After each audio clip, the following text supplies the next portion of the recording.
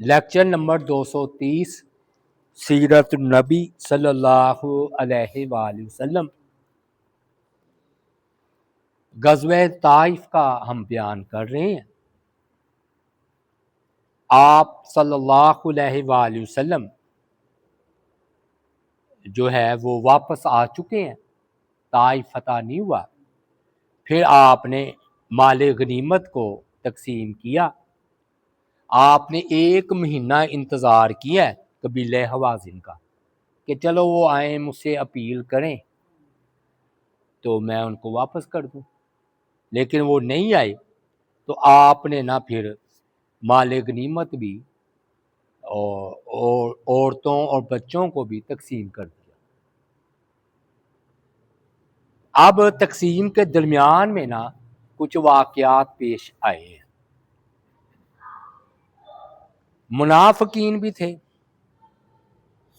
تو انہوں نے آپ پر الزام لگا دیا کہ آپ نے انصاف نہیں کیا مال غنیمت کی تقسیم میں۔ ہوا یہ کہ آپ صلی اللہ علیہ وآلہ وسلم جو نئے نئے مسلمان ہوتے تھے ان کی تالیف قلب کے لیے ان کو زیادہ عطا فرمایا۔ میں نے پیچھے سارا بتایا نا کہ کسی کو آپ نے 300 اونٹ بھی دیے ہیں کیم بن حزام کو، پھر 100 اونٹ ابو سفیان کو بھی، تو پھر اسی طرح یہ نا 50 اونٹ بھی۔ تو اب آپ ایک ایک شخص کو 100 اونٹ اور ہزار بکریاں عطا فرما رہے تھے، جبکہ آپ کے جو قریبی جان نثار تھے وفاشار، آپ ان کو کچھ نہیں دے رہے تھے۔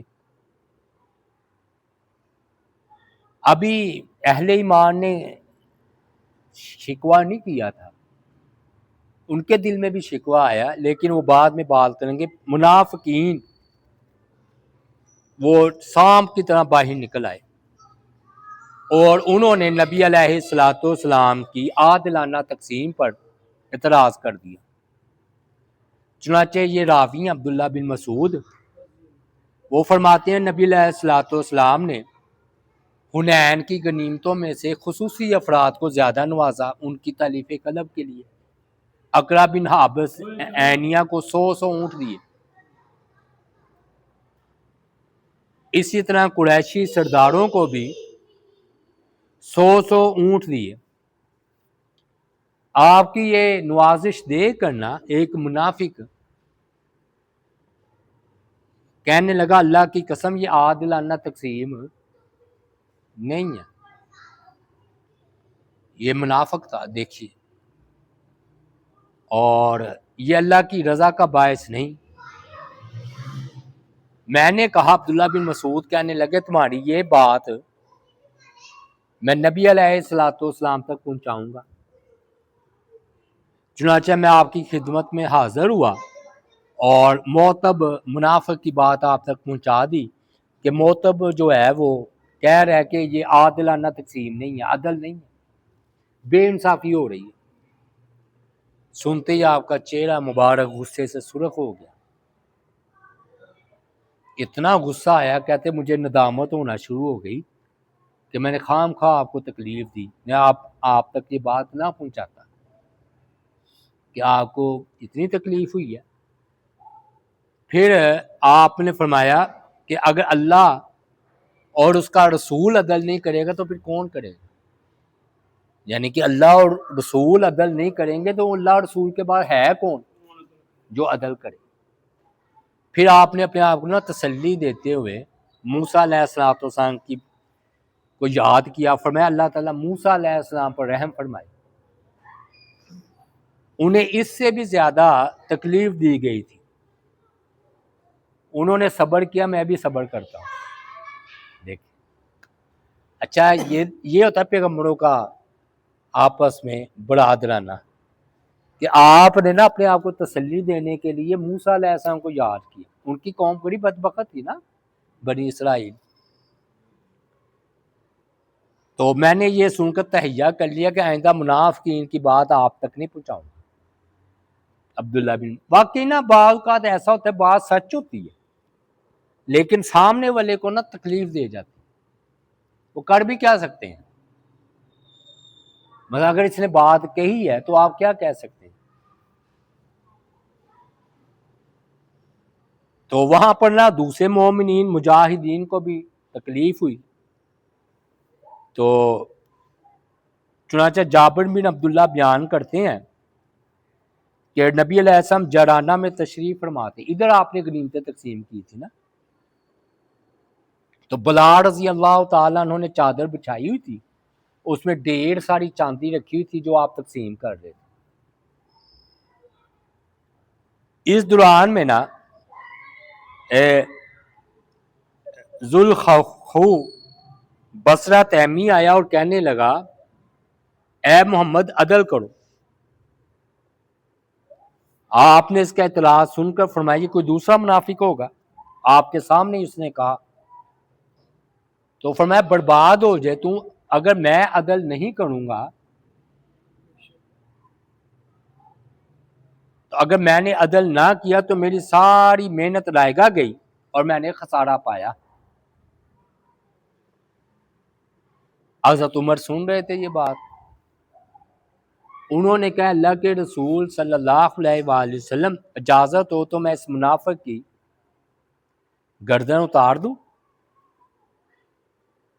آپ نے فرمایا کہ نہیں، اللہ کی پناہ، لوگوں میں یہ بات مشہور ہو کہ میں اپنے ساتھیوں کو قتل کرا دیتا ہوں، یعنی کہ لوگوں نے تو یہی کہنا ہے نا کہ اپنا بندہ تھا، پارٹی کا بندہ، اس کو بھی قتل کروا دیا۔ فرمایا بے شک یہ شخص جو آیا ہے ذوالخی بصرہ تیمی، فرمایا کہ اس کے ساتھی قرآن بڑا پڑھیں گے اور ان کے گلے سے نیچے نہیں اترے گا قرآن، یہ دین سے ایسے ہی گزر جائیں گے جیسے تیز رفتار تیر شکار کے آر پار ہو جاتا ہے اور اس کو خون بھی نہیں کوئی لگا ہوتا، لیکن اتنی تیزی سے آر پار ہو جاتا ہے کہ وہ خون لے کر نہیں آتا، تو یہ بھی بڑی تیزی سے اسلام سے نکل جائیں گے۔ اور فرمایا یہ اس قدر اہتمام کے ساتھ نمازیں پڑھیں گے کہ تم اپنی نمازوں کو حقیر سمجھو گے، وہ روزے رکھیں گے اور ان کے روزوں کے مقابلے میں تم اپنے روزوں کو کمتر سمجھو گے۔ یہ خوارجی تھے جی، خارجی، جو حضرت علی کے مقابلے میں آئے تھے، بڑا قرآن پڑھتے تھے، نمازیں، قرآن، تہجد، روزے، اور حضرت علی کو کافر کہہ رہے ہیں، توبہ نہ ہو، کیا فائدہ ہے ایسا قرآن پڑھنے کا؟ پھر حضرت علی ان کے مقابلے میں نکلے تھے، قتال کیا تھا، تو آپ نے فرمایا کہ پشین گوئی آپ نے کی ہوگی نا کہ اے علی تیرے ساتھ ایسا لوگ قتال کریں گے اور تم قتال کرنا تم حق پر ہوں گے، تو فرمایا وہ بندہ تلاش کرو جس کا غالباً یہ موڈا پشتان کی طرح ہے، تو وہ ڈھونڈا تو وہ مل گیا، تو انہوں نے پھر حضرت علی نے اللہ کا شکر ادا کیا کہ ایسے لوگوں کے بارے میں آپ نے فرمایا نا، یعنی کہ اب مسلمان ہو کر حضرت علی کو کافر، بلکہ جو حضرت علی کے ساتھ ہیں ان کو بھی کافر، اور اس لیے تو فتنہ خارجی کہتے ہیں نا، خوارج، جو مسلمانوں کو مسلمان زیادہ مارے گا۔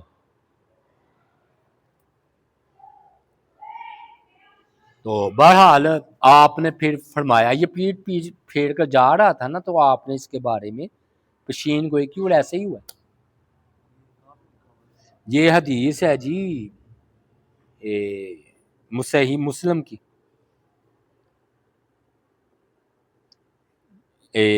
جو ہے نا صحیح مسلم میں بھی ہے 1063، تو یہ حدیث کا نمبر انہوں نے دیا ہوا ہے، اور کچھ البدایہ و نہایہ سے بھی الفاظ دیے ہوئے تاریخ سے، تو بہرحال یہ بات پکی ہے، بہت مشہور۔ اب ہوا یہ کہ اوس اور خزرج کے نہ شکوے، آنسوں کے بہہ پڑے۔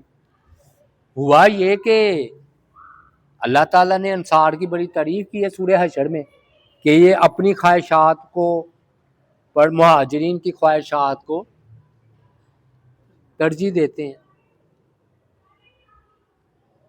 اور انہیں سخت ضرورت بھی ہو تو یہ ان کا خیال رکھتے ہیں۔ اور فرمایا کہ واقعی جب انصار نے بڑی مدد کی تھی مہاجرین کی، انہوں نے کہا زمینیں دے دیں، باغات دے دیے، کھیت دے دیے، حتیٰ کہ کسی نے کہا میری 2 بیویاں، ایک کو میں طلاق دے دیتا ہوں، تم شادی کر لو۔ پھر خود بھوکے رہ کر نا ان کو کھانا کھلاتے تھے۔ تو ہوا یہ کہ آپ انصار سے بڑی محبت رکھتے تھے۔ آپ بھی ایک مرتبہ انصاری عورتیں اور بچوں کو دیکھا جو ایک شادی سے واپس آ رہے تھے، تو آپ نا محبت سے کھڑے ہو گئے، آپ نے 2 بار فرمایا اے اللہ تو گواہ ہے میں ان انصاریوں سے محبت رکھتا ہوں۔ تو جیرانہ میں جب آپ نے صلی اللہ علیہ وسلم نے مال غنیمت تقسیم کیا تو ہر مجاہد کے حصے میں 4 اونٹ اور 40 بکریاں آئیں، اور مختلف قبائل کے اشراف کو خصوصی نوازا، 100 اونٹ عطا کیے، 1000 بکریاں دی۔ مقصد کیا تھا؟ یہ نئے نئے مسلمان ہوئے، ابو سفیان دوسرے، ان کو دین پر جما دیا جائے۔ اور جن قریش مکہ کو فتح مکہ کے والے دن زبردست شکست ہوئی ہے تو وہ غم نہ کریں، ان کے بھی تالیف قلب ہو۔ تو اب انصار کے بوڑھے جو تھے نا، جو تجربہ کار تھے، وہ خاموش رہے، لیکن نوجوان پھٹ پڑے۔ انہوں نے آخر وہ بات کہہ ہی دی۔ ایک نے کہا کہ اللہ اپنے رسول کی بخشش فرمائے، آپ قریش کو عطا کر رہے ہیں جبکہ ابھی ہماری تلواروں سے ان کا خون ٹپک رہا ہے، یعنی کہ ہم نے ان سے بھی لڑائی کی، حوازن سے بھی لڑائی کی۔ دوسرے نے کہا انصاری میں سے اللہ کی قسم یہ بڑی عجیب بات ہے، جن کے قتل سے ہماری تلواریں خون سے بھری ہوئی ہیں، انہی قریش کو مال غنیمت سے نوازا جا رہا ہے۔ صحیح بخاری میں ایک الفاظ ہے کہ جب مشکل وقت آتی ہے تو انصاریوں کو پکارا جاتا ہے اور تقسیم کے وقت دوسروں کو نوازا جاتا ہے۔ یہ میں مختلف حوالے آپ کے سامنے رکھ رہا ہوں، یعنی کہ انصاری ان کو بھی اعتراض تو نہیں کہنا چاہیے، اشکال پیش آ گیا، دل میں آ گئی بات۔ کسی نے یہاں تک کہہ دیا کہ اپنی قوم مل گئی ہے نا رشتہ دار، تو ان کو نواز رہے ہیں، اور میدان جنگ میں تو ہم آپ کے ساتھی ہیں، لیکن مال غنیمت میں ہم آپ کے ساتھی کوئی نہیں۔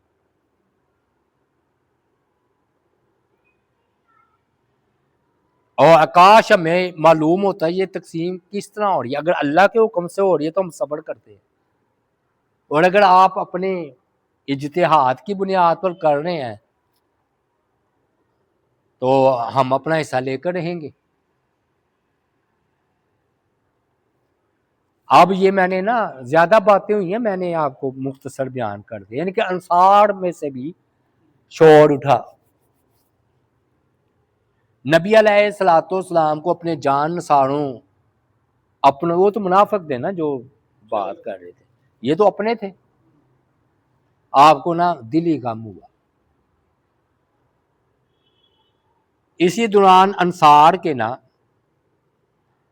سردار سعد بن عبادہ، یہ سردار تھے انصاریوں کے، جیسے مہاجرین کے سردار تھے نا ابو بکر، تو سعد بن عبادہ یہ انصاریوں میں سردار تھے۔ وہ آپ کی خدمت میں حاضر ہوئے اور اپنی قوم کے جذبات سے آگاہ کیا۔ یہ سارے جو میں نے الفاظ دہرائے ہیں، مختصر یہ کہ تلوار میں ہم آپ کا ساتھ دیتے ہیں اور مال غنیمت میں آپ ان کا ساتھ دے رہے ہیں، ہم خالی۔ آپ نے فرمایا تمہارا کیا خیال ہے؟ سعد نے عرض کیا اللہ کے رسول میں بھی تو اپنی قوم کا ایک فرد ہی ہوں، لیکن یہ باتیں نوجوانوں نے کی ہیں، سمجھدار بزرگوں نے یہ باتیں نہیں کی۔ تو آپ نے پھر اپنے موقف کی وضاحت ضروری سمجھی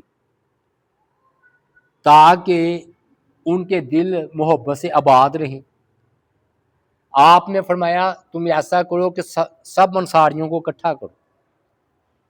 وہ اعلان ہوتا تھا مسجد نبوی میں، تو وہ سب یعنی کہ خاص بات ہے نماز کے علاوہ بھی، تو اعلان کرنے والا اعلان کرتا تھا تو پھر جن کو بلایا جاتا تھا وہ اکٹھے ہو جاتے.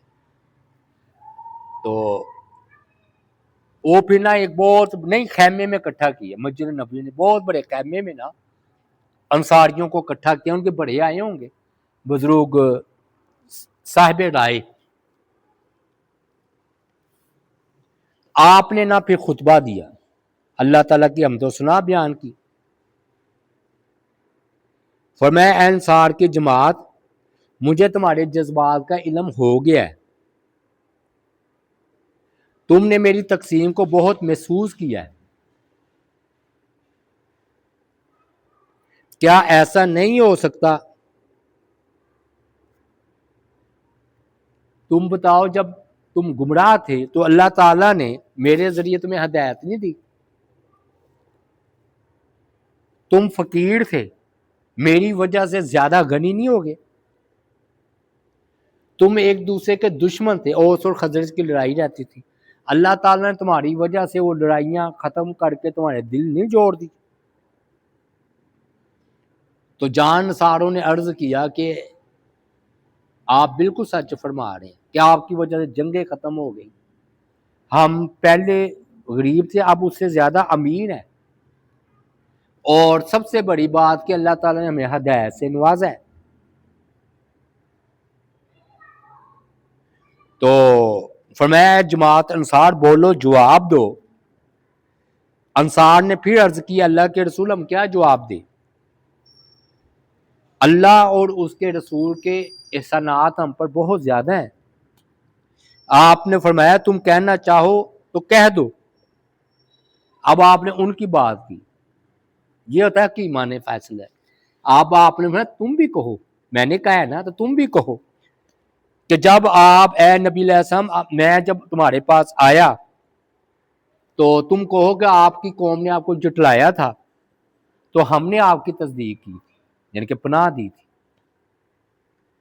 اور آپ پر ایمان لائے تھے. انصار ایمان لائے تھے نا. یہ پہلا شہر ہے جو بغیر جنگ کے فتح ہوا ہے، مدینہ ایمان کی بنیاد پر. آپ بے یار و مددگار تھے. اب آپ ان کی احسانات گنوا رہے خود کہ تم کہو کہ میں بے یار و مددگار تھا، تم نے میری حمایت و مدد کی، اور تم یہ کہو کہ آپ کو آپ کے علاقے سے نکال دیا گیا تھا تو ہم نے آپ کو پناہ دی. آپ کے پاس مال نہیں تھا، ہم نے مال نچھاور کیا. اور اے انصار کی جماعت تم نے مال کے پیچھے غصہ کیا ہے، میں نے تو ان کو اس لیے دیا ہے کہ میں تمہیں پختہ ایمان والا سمجھتا ہوں اس لیے نہیں دیا. ان کو میں کمزور ایمان والا سمجھتا ہوں تو پیسہ دے کے میں ان کو اسلام پر مضبوط کر رہا ہوں. اے انصار کی جماعت کیا تم اس بات پر خوش نہیں؟ اللہ، یہ بڑی زبردست بات کہی. اے انصار کی جماعت کیا تم اس بات پر خوش نہیں کہ لوگ اپنے گھروں میں بھیڑ بکریاں اونٹ لے جائیں اور تم اپنے گھروں میں رسول اللہ صلی اللہ علیہ وسلم کو لے کر لوٹو. مطلب یہ تھا کہ میرا جینا مرنا تمہارے ساتھ ہے. اور واقعی آپ دیکھ لیں، حالانکہ آپ کا آبائی شہر، کس کو نہیں اپنے شہر سے محبت ہوتی تھی؟ مکہ آپ کی پیدائش ادھر ہے، لیکن آپ نے فرمایا میرا جینا مرنا تمہارے ساتھ ہے. دیکھ لیں قبر مبارک آپ کی ادھر ہے، روضہ مبارک مدینہ میں، آپ نہیں گئے. اور فرمایا اس ذات کی قسم جس کے ہاتھ میں محمد کی جان ہے، اگر ہجرت نہ ہوتی تو میں ایک انصاری شخص ہوتا، اور اگر لوگ ایک گھاٹی پر چلے اور انصار دوسری گھاٹی میں چلے تو میں انصار والی گھاٹی کے ساتھ چلوں گا. میرے انصار آؤ، میں تمہیں اگر تمہیں مال ہی چاہیے تو بحرین کا علاقہ یہ آپ کا فتح ہوا نا، فرمایا کہ یہ جو مال غنیمت ہے وہ تمہارا ہوگا، وہ تمہارے میرے بعد وہ تمہارے لیے خاص ہوگا. انصار کے فتح کردہ علاقوں میں بحرین سب سے شاندار تھا. تو کہتے ہیں جب آپ نے یہ کہا نا کہ اس ذات کی قسم کہ لوگ تو بھیڑ بکریاں اپنے گھروں میں لے جائیں اور تم اس بات کو پسند نہیں کرتے کہ تم نبی علیہ الصلوۃ والسلام کو اپنے گھروں میں لے جائیں. کہتے وہ رو کر ان کی داڑھیاں تر ہو گئی تھی انصار کی, سارے ان کے گلے شکوے دور ہو گئے. پھر آپ نے فرمایا کہ تمہیں پھر میں مال بھی دے دیتا ہوں, یعنی کہ وہ بحرین کا علاقہ ہے نا وہ میں لکھ دیتا ہوں تمہیں. لیکن ان کی ادھر ہی بس ہو گئی جی صحابہ کی. انہوں نے کہا اتنی بڑی بات کہ میرا جینا مرنا انصار کے ساتھ مدینہ والوں کے, اسے کہتے ہیں وفا. یعنی کہ انصار نے وفا کی نا تو آپ نے وفا کی. یہ بھی ٹھیک ہے, یہ بھی ہمارے لیے بڑے جلیل القدر صحابی ہیں, ابو سفیان ہو یا دوسرے معاویہ ہو, لیکن مطلب یہ ہے کہ آپ ان کی تعریف قلب کر رہے ہیں. اور بعد میں واقعی انہوں نے پھر جنگ یرموک میں آپ دیکھ لیں ابو سفیان کا کردار, ہند کا کردار جو ہوئے پختہ ہے, پھر مومن ہوئے. انہوں نے کہا نہیں جی ہمیں نہیں چاہیے مال, ہمیں مال چاہیے ہی نہیں. فرمایا اگر تم دنیاوی مال لینے سے انکار کیا ہے تو میرے بعد صبر سے کام لینا, کیونکہ میرے بعد تم پر دوسرے لوگوں کو ترجیح دی جائے گی. یعنی کہ پھر مال میں دوسرے لوگوں کو ترجیح دی جائے گی. آپ نے پیشین گوئی کی ہوا بھی ایسا ہی. تو میری ملاقات تک صبر کرنا, یہاں تک کہ مجھے حوض کوثر پر ملنا ہے جی. اور حوض کوثر کا میرا تم سے وعدہ ہے کہ تم آؤ گے حوض کوثر میں, کہ جنت کی بشارت, اس کی چوڑائی سنا اور امان کے درمیانے فیصلے جیسی ہے. اس کے پیالے حوض کوثر کے ستاروں کی تعداد جتنی اس کے پیالے ہیں. اور اے انصار اللہ تم پر رحم فرمائے, انصار کے بیٹوں اور پوتوں پر بھی رحم فرمائے. بڑی دعائیں دی آپ نے. کہتے ہیں جب یہ میں نے بتایا وہ آگئی روایت, کہتے ہیں جب نبی علیہ السلام خطبہ دے رہے تھے تو محبت و وفا کے اظہار کے بعد انصار ساروں کو تار ہو رہے, ساروں کو تار, حتیٰ کہ ان کی داڑیاں تر ہو گئی کہ ہم کیا سمجھ رہے تھے. اور ادھر معاملہ یعنی کہ دیکھیے نا, اللہ بھی ایسے ہی کرتا ہے. کسی کو اللہ کو پتہ ہے نا یہ کمزور ایمان والا ہے, اس کو مال دے دیتا ہے کہ یہ تو ناشکری کر کے جہنم میں چلا جائے گا. اور بعض اوقات اللہ بھی کسی کا ایمان دیکھتا ہے, پوچھتا ہے کہ یہ تو میرا ہے. تو یہ نبی علیہ السلام نے کیا, وہ اتنے خوش ہوئے, کہتے ہم راضی ہیں. چنانچہ اس کے بعد نبی علیہ السلام مجلس سے تشریف لے گئے, انصاری صحابہ بھی اٹھ گئے. تو آپ نے فرمایا کہ یہ بھی ادھر آپ نے فرمایا کہ بے شک قریش والے نئے نئے مسلمان ہوئے, شکست کا داغ, شکست بھی کھائی تھی نا فتح مکہ کے موقع, تو داغ ہے ابھی تازہ ہے. اس لیے میں نے چاہا کہ ان کو مال دے کر ان کی تلافی کر کے ان کو اسلام پر پختہ کر دیں. اسے قرآن بھی کہہ رہے تالیف قلب, جو نئے نئے مسلمان ہوئے ہوں نا, تو یہاں کسی کو اسلام کی طرف مائل کرنا ہو, جیسے مرزائی کرتے ہیں, ان کو بھی مال دیتے. تو نبی علیہ الصلوۃ والسلام کا تو ٹھیک ہے نا, اس میں حسن ہے. تو آپ نے یہ کیا. پھر آپ نے اتنی پیاری بات فرمائی انصار کے بارے میں, کمال ہو گئی. فرمایا تم اس کپڑے کی طرح ہو, یعنی کہ نیچے بنین کی طرح, جو ہمیشہ جسم کے ساتھ لگا رہتا ہے, اور دوسرے لوگ اوپر کے کپڑے کی طرح ہے جو اتار بھی دیا جائے تو جسم بے لباس نہیں ہوتا. کیا بات, کیسی مثالیں آپ نے دی. یعنی کہ انصار کو فرمایا کہ تم میرے نیچلے لباس کی طرح ہو جو جسم سے جدا نہیں ہوتا. باقی باپ کا انسان نے بنین پہننی ہو یا کچھ, وہ قمیض اتارتا بنین ہوتی. اتنا آپ نے ان کا بتایا کہ تمہارے بارے میں میرے دل میں اتنی عزت ہے. اللہم صلی اللہ محمد وعلی آل محمد. واقعی کمال ہے. میں نے بتایا نا سورہ حشر میں نے بات تو کی تھی کہ انہوں نے خود بھوکے رہ کر ان کو کھانے کھلائے ہیں. انسان میری جان اور جسم و جان ہے, باحثیت مجموعی آپ فرما رہے. اور آپ نے فرمایا بخاری کے الفاظ ہیں کہ میں تمہیں انصار کے دوسرے لوگوں کو کہا کہ میں تمہیں انصار کے ساتھ اچھے سلوک کی وصیت کرتا ہوں, وہ میرے جسم و جان ہے. انہوں نے اپنی ذمہ داریاں بڑی خوب نبھائی ہیں, لیکن ان کا صلہ بھی باقی ہے. یعنی کہ صلہ نہیں لے سکے. تم لوگ ان کے نیک لوگوں کی نیکیاں قبول کرنا, ان کی قدر کرنا, اگر خطا ہو بھی جائے تو درگزر کرنا. یہ بخاری کی روایت ہے. اور اے لوگوں, پھر یہ بھی الفاظ ہیں بخاری کے, لوگ بڑھتے جائیں گے یعنی کہ مسلمان ہوتے جائیں گے اور انصار کم ہوتے جائیں گے, حتیٰ کہ ان کی تعداد کھانے میں نمک کے برابر رہ جائے گی, یعنی کہ دوسرے لوگ زیادہ ہو جائیں گے, انصار کم ہو جائیں گے. لہذا تم میں سے جو شخص کوئی ذمہ داری سنبھالے وہ کسی کو نفع یا نقصان پہنچا سکتا ہو تو وہ انصار جن کے مدینے والوں کے ساتھ اچھا سلوک کرے اور ان کی خطاؤں سے درگزر کرے. یہ آپ کی وصیت ہے.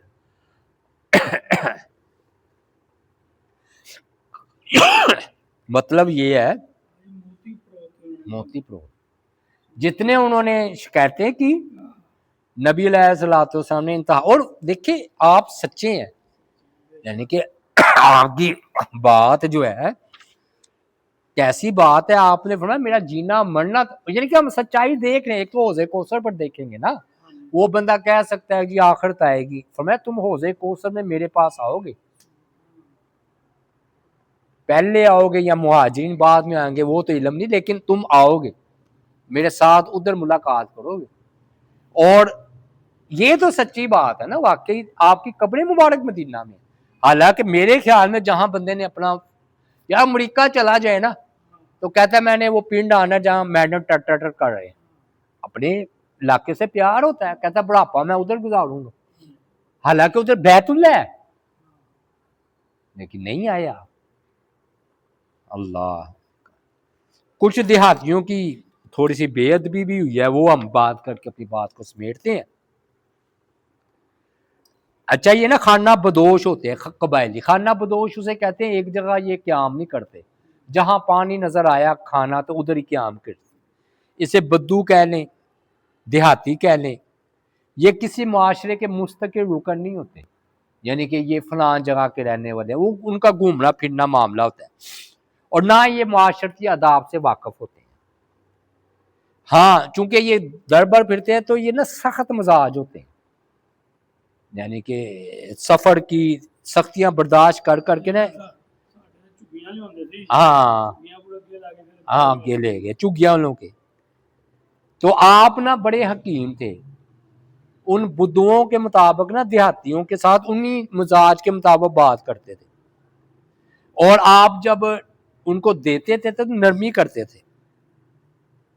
اب نا آپ نے ایک نا اعرابی یا دیہاتی سے وعدہ کر رکھا تھا کہ میرا مال آئے گا نا میرے پاس تو تمہیں میں مال دوں گا. جرانہ میں وہ دیہاتی بھی آ گیا, وہ آتے ہی نا کوئی اداب ادوب کچھ نہیں, ظاہر میں نے بتایا نا دیہاتی ہوتے ہیں. اس نے آگے آ کے کہا آپ نے جو مجھ سے وعدہ کر رکھا ہے اسے پورا کیوں نہیں کرتے. آپ نے فرمایا ان قریب ہم تمہیں جب مال تقسیم ہوگا تمہیں دیں گے, تو یا صبر سے کام لو تمہیں اجر و ثواب ملے گا, اور صبر کی وجہ سے تمہیں جنت ملے گی. کہتے ہیں یہ خوشخبریاں آپ پہلے بھی دے چکے ہیں,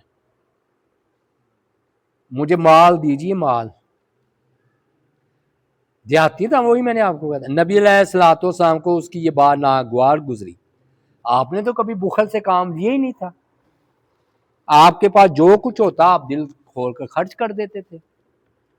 اب دیکھیں کتنی سخت بات کی ہے کہ بھی خوشخبریاں چھوڑیں جنت کی, مال دیں. آپ کو غصہ آ گیا, آپ قریب بلال تھے اور ابو موسیٰ اشعری تھے, ان کی طرف دیکھا, فرمایا کہ اس بدو نے تو بشارت ٹھکرا دی ہے جنت کی, تم دونوں وہ بشارت قبول کر لو. دونوں صحابہ نے فوراً عرض کیا اللہ کے رسول ہمیں آپ کی بشارت قبول ہے, یعنی کہ جنت کی بشارت ہمیں دیجیے. پھر آپ نے پانی منگوایا, وضو کیا, برتن میں اپنی باب برکت کلی کی, پھر فرمایا اس میں سے کچھ پانی پی لو اور کچھ اپنے چہرے اور سینوں پر ڈال لو. بلال اور ابو موسیٰ اشعری کو کہا اور خوش ہو جاؤ, اللہ تعالیٰ تمہیں جنت عطا کرے گا. انہوں نے ایسے ہی کیا, پانی پیا, اپنے جسم پر بھی ڈالا, ابھی یہ کر رہے تھے ام سلمہ رضی اللہ تعالیٰ عنہ، وہ خیمے کے اندر تھی، آپ ان کو لے کر گئے تھے نا سفر میں غزوے میں، انہوں نے کہا کہ بیٹو اپنی والدہ کو بھی یاد رکھو، یعنی کہ یہ پانی مجھے بھی دے دو، بابرکت ہے۔ انہوں نے بچا کر پانی ماں جی کی خدمت میں بھی پیش کر دیا، انہوں نے بھی پیا، اپنے سینے پر ڈالا کہ مجھے بھی جنت کی بشارت۔ دیکھا بدھو ہے نا، بدھو ہی ہے بھئی، تمہیں جنت کی خوشخبری مل رہی ہے، اور کیا چاہیے؟ مال تو مل جانا، مال اچھا مل بھی جائے فانی ہے، ادھر ہی رہ جانا ہے۔ وہ دیکھے بلال اور یہ دیکھے، انہوں نے کہا لاؤ۔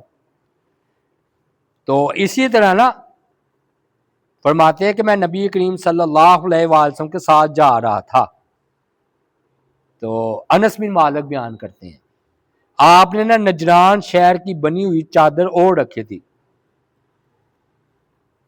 جس کا حاشیہ سخت اور چوڑا تھا،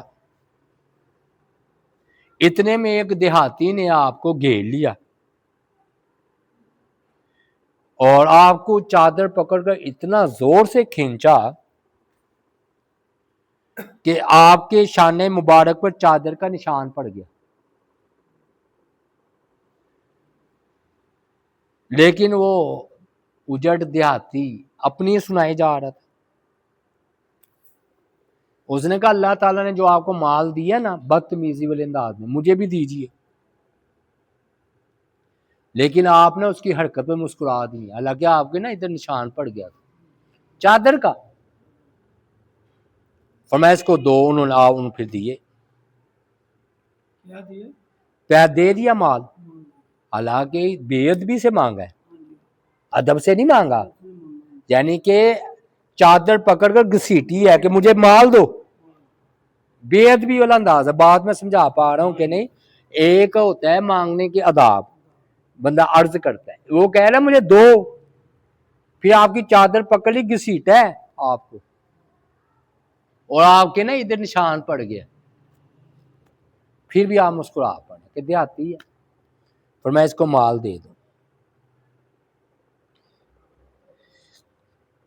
ابن عباس فرماتے ہیں نبی علیہ الصلوۃ والسلام سارے لوگوں سے بڑھ کر سخی تھے، آپ بارش لانے والی ہوا سے بھی بڑھ کر سخاوت کرتے تھے۔ تو یہ نا آپ کا اسوہ حسنہ تھا۔ انس فرماتے ہیں ہوتا یہ تھا کہ پہلے نا کچھ مال کی لالچ میں اسلام قبول کرتا تھا شروع میں کہ بھی مال ملے گا، لیکن آہستہ آہستہ مال ختم ہو جاتا اور اسلام کی محبت اس کے دل میں بیٹھ جاتی۔ یہ حکمت تھی کہ ایک وقت آتا ہے کہ مال پھر کوئی حیثیت نہیں رہتا، کہتے نہیں اسلام تو سچا دین ہے۔ میں نے ابھی بتایا کہ جن کو آپ نے مال دیا، ابو سفیان رضی اللہ تعالیٰ جنگ یرموک میں کتنا لڑے، ایک آنکھ سے نہ ہوگی، اکرما کو دیکھ لیں شہید ہی ہو گئے، وحشی کو دیکھ لیں۔ یہ میرے کہنے کا مطلب ہے۔ تو ایک آیا ہے، اس نے نا آپ نے فرمایا کہ چادر اس نے نا گھسیٹی تو اس کے ہاتھ ہی میں چلی گئی آپ کی چادر۔ بدھوؤں کی بات ہم کر رہے ہیں نا، فرمایا میری چادر دے دو، میرے پاس یہ پتوں کے برابر بھی اونٹ ہو نا تو وہ بھی میں تمہیں تقسیم کر دیتا، میں کبھی اس میں بخل نہ کرتا۔ اس بدھو دیہاتی کو کہا ہے، ہاں جی۔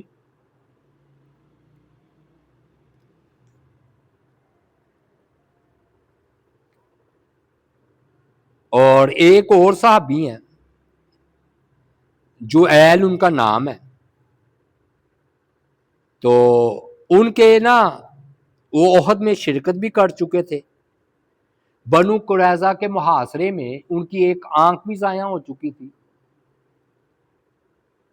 تو جو ایل کے بارے میں سفارش کی گئی کہ ان کو بھی کچھ مال دیجیے، تو پھر فرمایا اس ذات کی قسم جس کے ہاتھ میں میری جان ہے، اینیا اور اقرا بن حابس جن کو میں نے 100 اونٹ دیے ہیں، جیسے ساری دنیا کے لوگوں سے جو ایل بن سراقہ بہتر ہے، میں نے ان دونوں کو اسلام پر پختہ کرنے کے لیے مال دیا ہے، اور جویل کو میں سمجھتا ہوں کہ اسلام پر پختہ ہیں، اس لیے میں نے ان کو مال نہیں دیا۔ یعنی کہ آپ نے جویل رضی اللہ تعالی عنہ کے ایمان کی گواہی دی کہ میں تو ان کے ایمان کے پختہ ہونے کی وجہ سے ان کو نہیں دے رہا، اور جن کا مجھے ڈر ہے کہ یہ پھر جائیں گے ان کو اسلام پر مضبوط کرنے کے لیے مال دے رہا۔ چلے جی، اب کل آئیں گے جی ہوازن والے، اگر ہم نے کیا تو، ورنہ بھی پرسوں۔